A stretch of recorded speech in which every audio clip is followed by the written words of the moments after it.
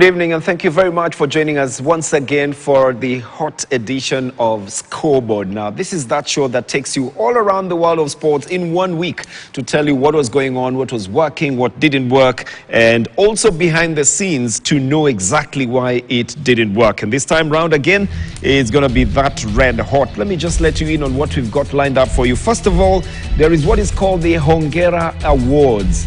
You can call it the Champions Awards as well, but or Champions Reception. But the government set aside 100 million Kenya shillings to reward athletes, past, immediate past, present, for their performances. Many questions have been raised about it, but the good thing is there is something that was happening and some people benefited from it. In fact, they also decided to pay the backlog of some of the monies that were owed to athletes who have done duty to the country. So well done, the Hongera Awards. We'll take a look at exactly who got what and when.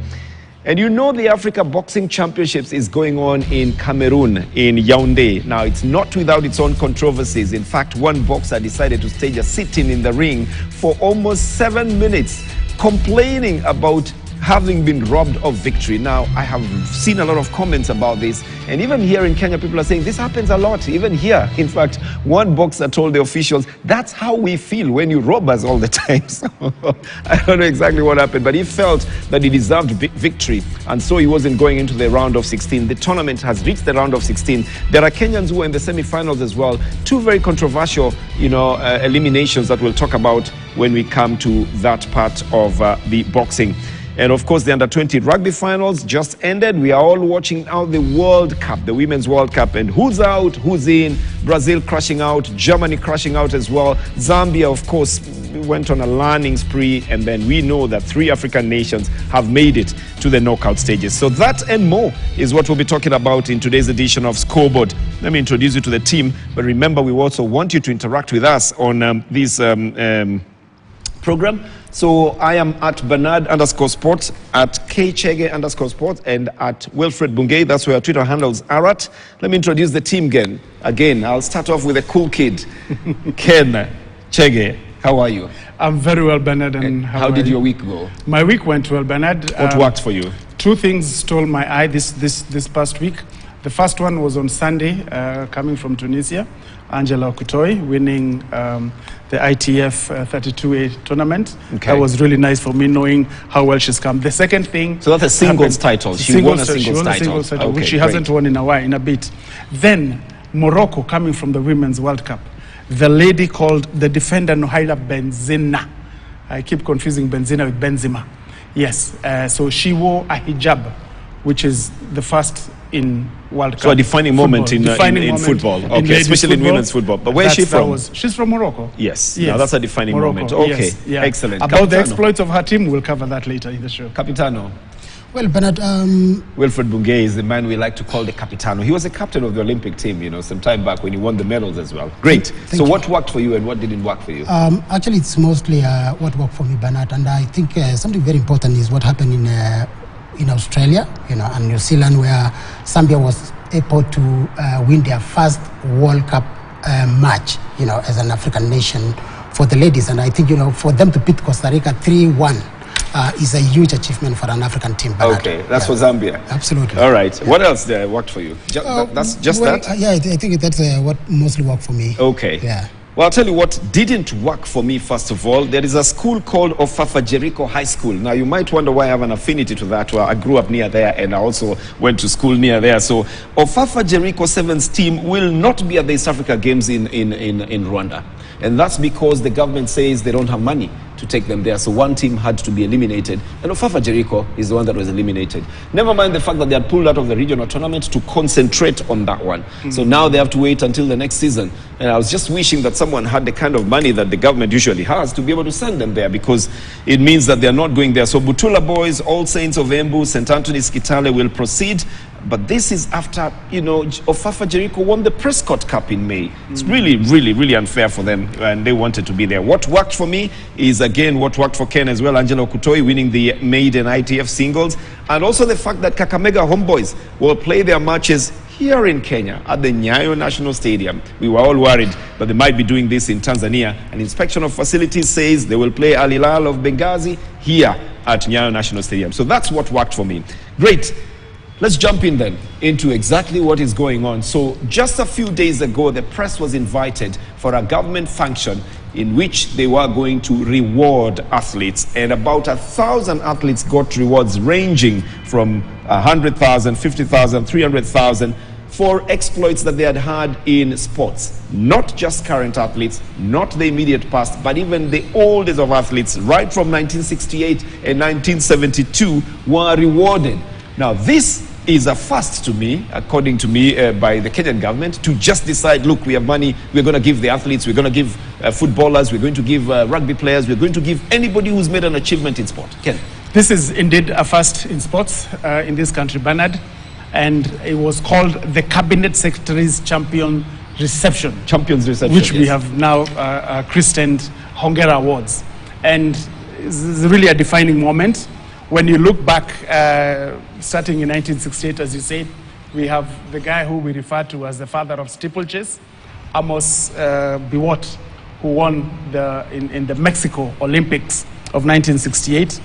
He was rewarded as well. Yes, he was rewarded. Okay.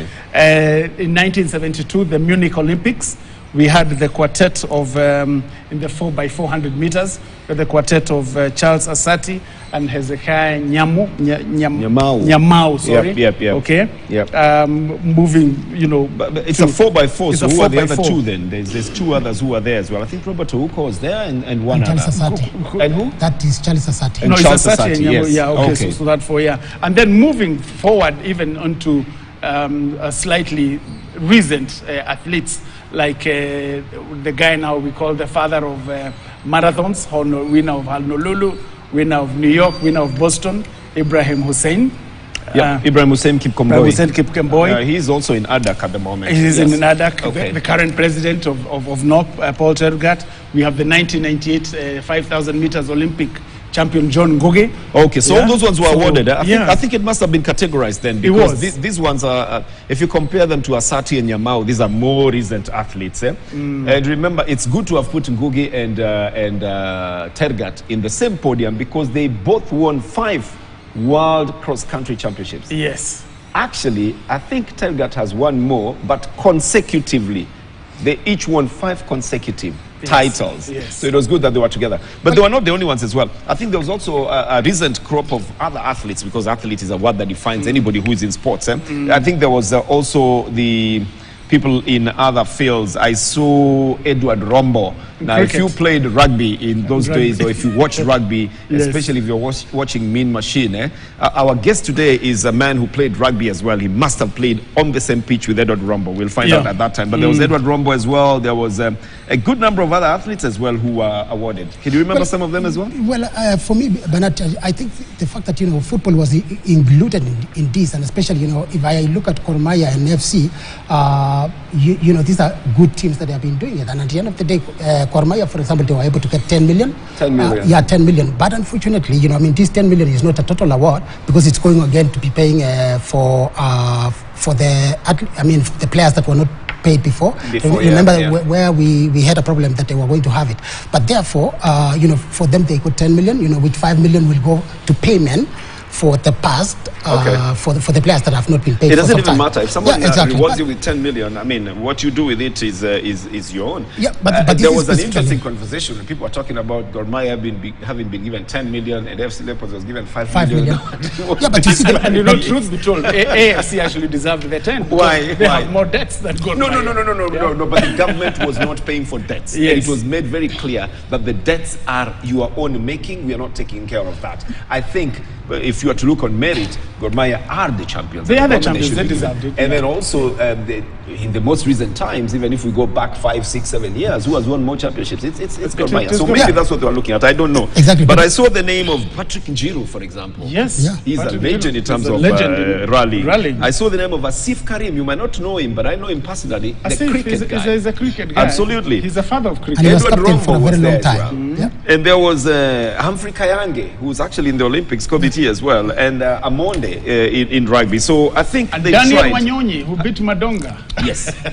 I think they tried their best. They did. Because basically, if you look at the fact that, they are starting from 70s or even 60s, Bernard, it means as a country they are appreciating all the sportsmen and women of this country. However, it may not be a lot of money, but at the end of the day, it's an appreciation. I don't know. I see athletes complaining about it not being a lot of money. I don't know what a lot of money is to athletes, but I see a lot of complaints from athletes saying that's little money. I don't know how much it is, but for those who don't have anything, that was a good gesture. Absolutely. I think it's never happened before.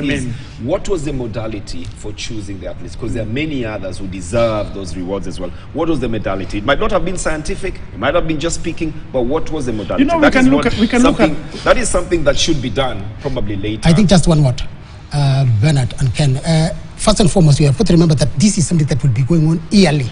And therefore, it is important to start somewhere. Then, as we move towards at least the most recent ones, as it is awarded. But the government also took the time to pay off, pending payments of other athletes who were promised by the government. So I think it was a good gesture altogether. It is a good thing, Bernard. We should not be complaining. Let us wait until next year, and then we'll analyze. And we don't have to wait until next year. Let's just wait until next time. Let's wait until next time. It's a good beginning. If you take that together with what is being offered for record-breaking feats as well, I think the government is trying its best. Let's move on then. Well done, and congratulations to the government and to all those who actually won those, who got those rewards for the exploits in different disciplines of sports. We move on now to the Africa Boxing Championship. This is going on in Yaoundé in Cameroon, and it has got his fair share of drama. There is a lot of accusations of biased officiating, of people who have won and have been declared winners, including Kenya's David Njau, who was declared a winner, Samuel Njau, and then his name wasn't there in the draw for the semi-finals. And one boxer actually refused to leave the podium, claiming he had been robbed, stayed there for over 6 minutes. Algeria's Younes Kamouchi, and he claimed he had been robbed, stayed there for 7 minutes. But I don't know why boxing always has these controversies, but let's talk about the good part, that there were at least 5 or 6 Kenyans who were getting into the semi-finals by the time we were going on air. Yeah, by the time we were going on air, Bernard, initially we thought that Samuel Njau in the featherweight was in the semis. He would have made the seventh boxer. We found out now he's not. Then Shafi Bakari made in the bantamweight.